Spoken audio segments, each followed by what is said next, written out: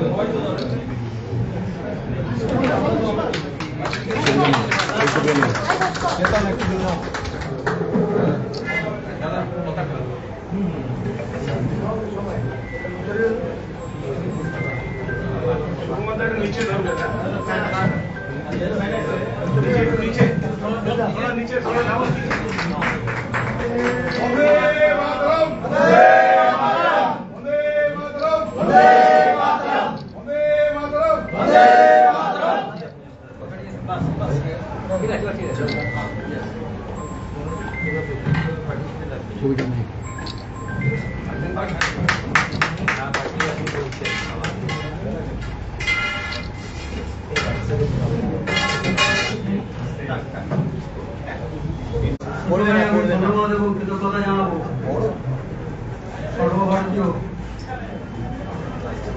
AICC Congress president গত 2 মাস ওনার সঙ্গে দেখা করে আমি ইচ্ছা প্রকাশ করেছিলাম। অনেকদিন ধরেই আমার কথাবার্তা ছিল, কিন্তু বিভিন্ন কারণে তখন ইলেকশন তিনি ইনচার্জ, তিনি নিজে ইলেকশন করেছেন, আমার নাম লিখে বসে আছেন। বিভিন্ন কারণের জন্য হয়ে গেল। আর আজকে আমার কংগ্রেস পার্টিতে বা রাজনীতিতে দ্বিতীয় জন্মদিন। এর আগে আমি জয়েন করেছিলাম এই জায়গাতেই, ডক্টর মনোজ ভুইয়া ছিলেন তখন প্রেসিডেন্ট, ছিলেন সিনিয়র লিডার আমাদের এমপি সাহেব। খুব সম্ভবত 11ই মার্চ 2011। কিছুদিনের জন্য আমি ছিলাম না, এটা বলতে পারেন যারা সরকারি চাকরি করেন বা কর্পোরেটের সঙ্গে যুক্ত আছেন সাবাইটিক্যাল দিয়ে ধরে রাখুন আমি কংগ্রেস সাবাইটিক্যাল দিয়েছিলাম। আমি খুব খুশি এবং কৃতজ্ঞ যে আমাকে পুনরায় কংগ্রেস পার্টিতে যোগদান করার সুযোগ দিয়েছেন। এটা আমাদের আমরা স্বাধীনতা সংগ্রামী নাতি হিসেবে, গ্র্যান্ডসন হিসেবে একটা অরাজনৈতিক ভুল কাজ করেছিলাম কংগ্রেস ছেড়ে, তার জন্য ক্ষমা চাইছি। কংগ্রেস ছেড়ে যাওয়া আমার উচিত হয়নি। আবার আমি ধন্যবাদ কৃতজ্ঞতা জানাচ্ছি আমাদের এখানে উপস্থিত আছেন আমার ডান দিকে আমাদের ইনচার্জ মীর সাহেব, ওনার অনেক ব্যস্ততার মধ্যে উনি এখানে এসছেন। আছেন এক্স এমএলএ আমাদের এখানকার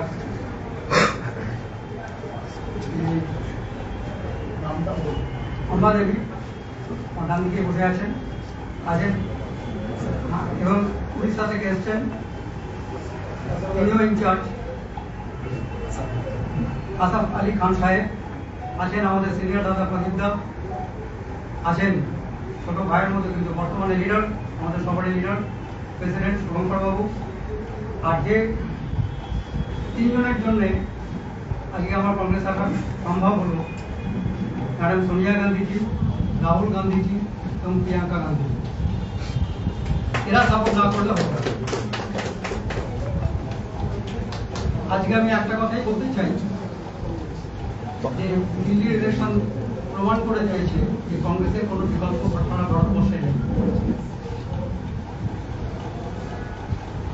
ভারতবর্ষের প্রতিটা গ্রামে, প্রত্যেকটা অঞ্চলে একটা না দুটো কংগ্রেসের সমর্থক পরিবার আছে। আমার নতুন দায়িত্বের মধ্যে তিনি আমাকে যে দায়িত্বই দেবেন সেটা তো পালন করবোই। আমার কাজ হবে প্রত্যন্ত অঞ্চলে গিয়ে যারা কংগ্রেসের সঙ্গে যুক্ত ছিলেন বা ছেড়ে চলে গেছিলেন, আমি যেমন চলে এসেছি, তারাও আমার অনুরোধ থাকবে আপনাদের মাধ্যমে তাদের জানাচ্ছি এবং নেতাদের পারমিশন নিয়ে তারা সব ফেরত আসে, রেসপেক্টিভ জায়গায় জয়েন করেছে। কারণ কংগ্রেস সারা ভারতবর্ষে সকলকে একভাবে রাখা, সকলকে নিয়ে জাতি ধর্ম নির্বিশেষে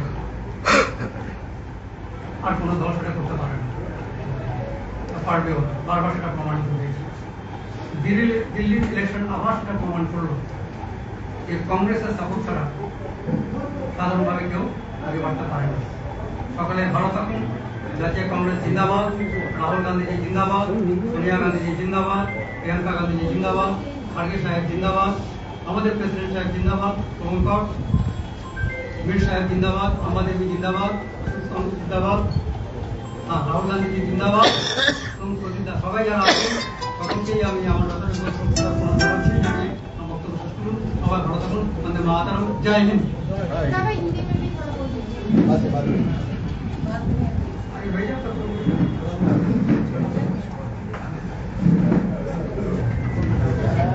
প্রভু ভট্টাচার্য মহাশয়।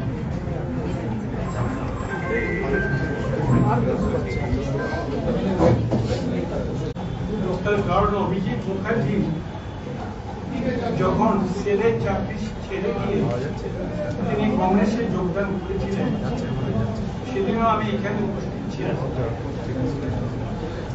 তাতে অনেকেই বলেছিল যে তুমি সেলের ম্যানেজার হয়েছে, তুমি ডিরেক্টর লেভেল পর্যন্ত পৌঁছতে পারবে, তুমি কেন রাজনীতিতে নামছো? সে উত্তর দিয়েছিল যে আমার পিতামহ রাজনীতির স্তম্ভ ছিলেন, আমার বাবা কংগ্রেসের রাজনীতির স্তম্ভ ছিলেন, আমিও সেই কংগ্রেসে ধারাবাহিকতাকে গ্রহণ করেছি। তাই আমি কংগ্রেসের সঙ্গে যুক্ত হয়ে নির্বাচনে প্রতিদ্বন্দ্বিতা করেছি। তিনি জিতেছিলেন, তার পরের বারও জিতেছিলেন, তার পরের বারও জিতেছিলেন। আমি এই গুরুত্বপূর্ণ সময়ে অভিজিৎ মুখার্জি যোগদান করাতে আন্তরিকভাবে স্বাগত জানাচ্ছি।